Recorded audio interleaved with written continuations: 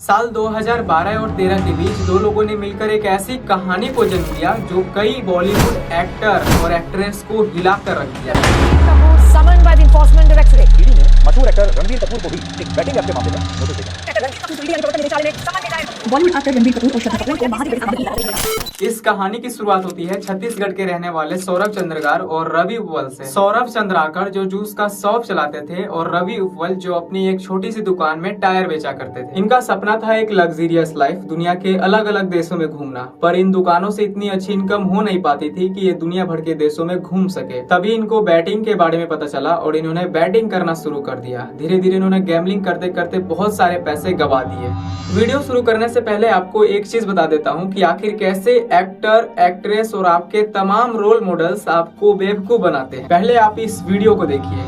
मेरे नाम के बहुत सारे इंस्टाग्राम अकाउंट्स बन रखे हैं, पर पहले ही बता दूं, सिर्फ ये ओरिजिनल है जो है ये, जिसपे 5 मिलियन प्लस फॉलोअर्स है। मेरा एक ही इंस्टाग्राम अकाउंट है, बाकी जो ऐसे बोलते हुए आपने कई इन्फ्लुएंसर्स को देखा होगा, लेकिन इसके पीछे की जो असल सच्चाई है उसे जानकर आप भी चौंक जाओगे। आखिर ये कैसे सोशल मीडिया इन्फ्लुएंसर्स अपनी इन भोली भाली जनताओं में घटिया से घटिया गैम्बलिंग ऐप को प्रमोट करते हैं, परोसते हैं और पैसे कमाते हैं। अगर आप यूट्यूब, फेसबुक, इंस्टाग्राम या ट्विटर किसी भी प्लेटफॉर्म पे हो तो आपने वहाँ पर एक चीज जरूर नोटिस की होगी, बहुत सारे सेलिब्रिटियों का फेक पेजेस या अकाउंट होंगे। लेकिन सच तो ये है कि ये जो पेजेस आपको फेक लगते हैं वो असल में फेक होती ही नहीं है। इनको ऑपरेट किया जाता है एक बिजनेस मॉडल की तरह, जिससे ये इन्फ्लुएंसर्स पैसे कमा पाते हैं। अब यहाँ पैसे कमाने के दो स्टेप हो सकते हैं। अगर आप यूट्यूब पे हो तो आपको वहाँ के कुछ क्राइटेरिया पूरे करने होंगे, जिसके बाद आप उसके साथ जुड़ पाओगे। लेकिन इंस्टाग्राम पे ऐसा कुछ नहीं है। वहाँ बस एक चीज ही चलती है, एडवर्टीजमेंट, जिससे आप पैसे कमा पाओगे। यहाँ पर दो तरीकों की एडवर्टीजमेंट होती है। पहला कि अगर आप किसी भी चीज को प्रमोट कर रहे हो, चाहे वो कपड़े हो, खाने पीने की चीजें हो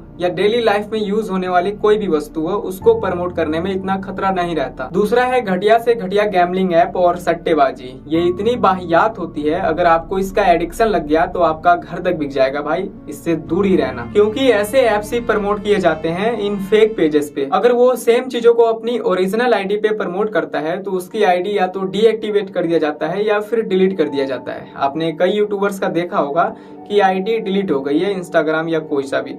तो ये इसी कारण से होता है, बाहियात ऐप्स को प्रमोट करने की वजह से। इसीलिए ये लोग इन फेक पेजेस का इस्तेमाल करते हैं, क्योंकि ये डिलीट भी हो जाए तो कोई फर्क नहीं पड़ता। अब देखो, ये भी हो सकता है कि ये फेक पेजेस इनके अंडर हो, इनके टीम द्वारा ऑपरेट किया जा रहा हो। और ऐसा भी होता है, अगर कोई पेजेस इनके अंदर नहीं है तो उसके साथ एक डील होती है, उनको ऑफर दिया जाता है, तुम हमारे फेस वैल्यू से फॉलोअर्स गेन करो, पैसे कमाओ, बस उसमें से कुछ शेयर हमें दे देना। और अगर वो फैन पेजेस या फेक पेजेस वाले नहीं मानते तो उनको थ्रेट्स दी जाती है, धमकी दी जाती है कि तुम्हारी आईडी पे हम स्ट्राइक डाल देंगे, डिलीट करवा देंगे। जिस वजह से वो मान भी जाता है और दोनों भर के पैसे कमाते हैं। और जब इनका घड़ा भर जाता है, इनको कुछ ज्यादा ही बैकलैश मिलने लगता है, तो ये अपनी मेन आईडी पर आकर कुछ ये कहते हैं। देखो, मेरे नाम के बहुत सारे इंस्टाग्राम अकाउंट्स बन रखे हैं, पर पहले ही बता दूं, सिर्फ ये ओरिजिनल है जो है ये, पे 5 मिलियन प्लस फॉलोअर्स है। मेरा एक ही इंस्टाग्राम अकाउंट है, बाकी जो भी है मुझे नहीं पता वो कौन चला रहा है। आई थिंक वो फैन पेजेस है, कोई और बंदे हैं। बट उनसे मैं एक ही चीज कहूंगा, या तो आप ये फेक प्रमोशंस या जो भी चीजें मेरे नाम पे करना बंद कर दो, पोस्ट मत करो, क्योंकि लोगों को लग रहा है कि मैं वो फालतू की चीजें प्रमोट कर रहा हूँ। अदरवाइज मैं स्ट्राइक डालूंगा, आपका पेज उड़ जाएगा। उसके लिए अब देखो, यहाँ पर मैं हर सोशल मीडिया इन्फ्लुएंसर्स, मॉडल्स और सेलिब्रिटीज की बात नहीं कर रहा, क्योंकि शाहरुख खान जैसे लोग जिनके पास ऑलरेडी इतना पैसा है, उनको ये सब करने की जरूरत है ही नहीं। मैं तो वैसे लोगों की बात कर रहा हूँ जो अपने बाप के भी सगे नहीं है, उनको बस पैसों से मतलब है, चाहे आपका जीवन बर्बाद ही क्यों ना हो जाए। फिल्मों में दिखाए जाने वाले इन कैरेक्टर को बस फिल्मों तक ही सीमित रहने दो, वरना खतरा कहीं भी हो सकता है। अब आते हैं फिर से हम अपनी कहानी पर। जब ये दोनों बहुत सारे पैसे गैम्बलिंग में गवा बैठते हैं,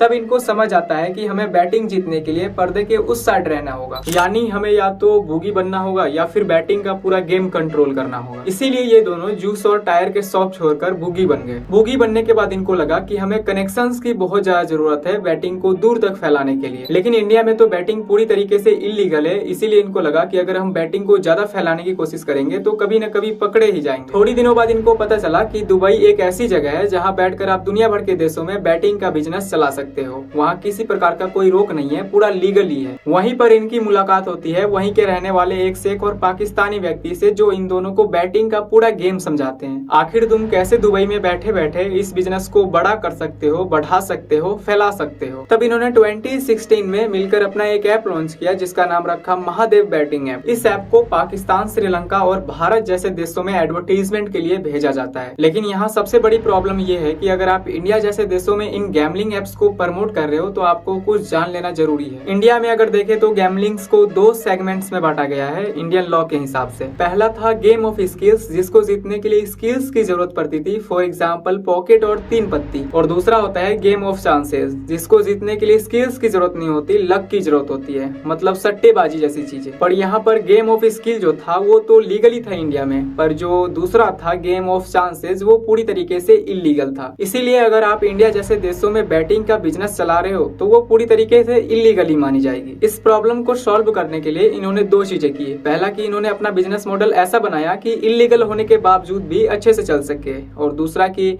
हवाला की मदद से अपना एक खुद का नेटवर्क बना सके। अगर आप कोई बैटिंग ऐप यूज करते हो तो आप वहाँ पर साइन अप करते हो और बैटिंग लगाते हो, और जो जीतते हो वो अपने बैंक में विड्रॉ करते हो। पर इनको पता था कि ये कभी न कभी पकड़े जाएंगे, इसीलिए फ्रेंचाइजी मॉडल के थ्रू इन्होंने अपना ऐप प्रमोट करवाया। मतलब जो पर्सन भी इस ऐप की फ्रेंचाइजी लेगा उसको फिर अपने एरिया में इस ऐप को प्रमोट करना है, और ऐप को प्रमोट करने के बाद बैंक में पैसे डिपॉजिट करने के लिए एक अलग से व्हाट्सएप नंबर देते थे। और यहाँ पर जितने भी अकाउंट्स यूज किए जा रहे थे पैसे लेन देन के लिए, वो दरअसल आम आदमियों के थे। उनको 2-4 हजार रुपए का लालच देकर उनके अकाउंट्स खोले गए थे, और वो व्यक्ति खुश भी थे क्योंकि उनको मंथली पैसे मिल रहे थे।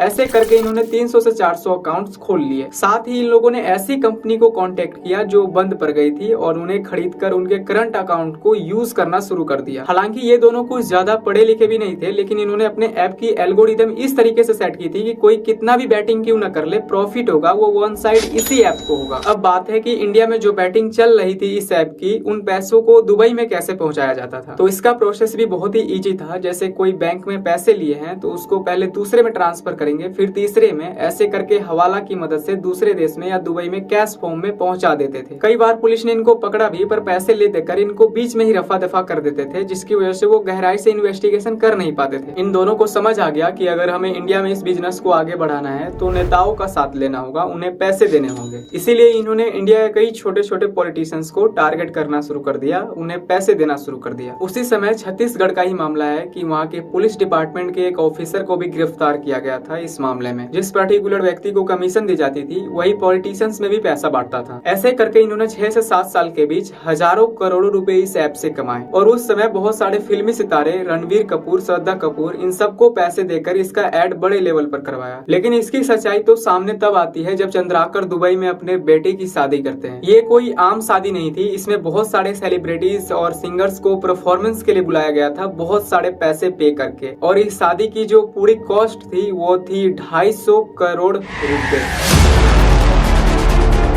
अब देखो, स्कैम करने वाला कभी न कभी ऐसी गलती कर ही देता है जिसकी वजह से उसकी सारी सच्चाई लोगों के सामने आ जाता है। अगर आपने अब्दुल करीम तेलगी के केस के बारे में सुना हो तो उसकी भी कुछ ऐसी ही कहानी थी। तेलगी ने एक बार्बर के ऊपर 1 करोड़ रुपए उड़ा दिए थे, जिसकी वजह से वो हाईलाइट हो गए थे कि उनके पास इतने पैसे आए कहां से। तो ऐसे ही ईडी को इन पर शक होता है और इन सेलिब्रिटीज को पूछताछ के लिए बुलाते हैं। अब देखो, यहाँ पर मामला ये नहीं है कि ये लोग एक स्कैमर के इवेंट या फंक्शन में शामिल थे जिस वजह से इनकी इंक्वायरी हो रही है, बल्कि ईडी का कहना था कि ये जो सेलिब्रिटीज, इनको पैसे कैश फॉर्म में मिली, और ये जो कैश से लिए हुए पैसे थे ईडी को लगता था कि हवाला की मदद से मिले हुए पैसे थे। तो ईडी इनसे यही पूछना चाहती थी कि ये जो पैसे थे तुम्हारे पास कैसे आए। इसके बाद ही इनके 2 असिस्टेंट विकास छापड़िया और गोविंद केडी को पकड़ा गया। इनका काम था डीमेट अकाउंट खोलना और उसके जरिए स्टॉक मार्केट में इन्वेस्ट करना। जब विकास छापड़िया के घर पर ईडी ने रेड डाली तो वहाँ 236 करोड़ एसेट्स को फ्रीज किया गया, जिसमें से ज्यादातर पैसे वही थे जो स्टॉक मार्केट में इन्वेस्ट किए गए थे। इसके बाद ही कीडिया ने अलग अलग कंपनी और उनमें से 160 करोड़ के स्क्वायर थे और इन सब को फ्रीज कर दिया।